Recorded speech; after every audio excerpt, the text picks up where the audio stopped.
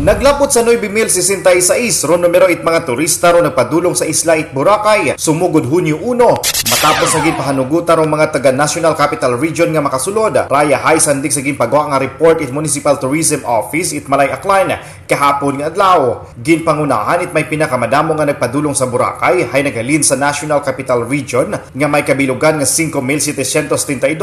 Sumunod naman ang Region 4A o kon Calabarzon nga may 1,948 ang nagapangatlo ng Region 3 o kon Central Luzon nga may 614. Malaka na lamang ro mga turista naghalin sa Visayas ag Mindanao. Lakip na ro mga taga-Aklan nga may 331 gid lamang. Asayran nga matapos ginbuksan it Hunyo ro Boracay sa mga turista nagikan sa NCR Plus. Halos kada adlaw na ro nagasulod nga turista sa isla. Samtang ginapahanomdom it LGU Malay sa mga turista nga kumplituho ro tanan nga requirements ag siguruhon nga lehitimo ro mga dokumento agud malikawan ro aberya.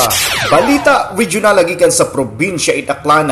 Ini si kabanderang Julito Valles Borda nagabandera it matuod nga serbisyo publiko ag kalingawan sa Western Visayas Radyo Bandera.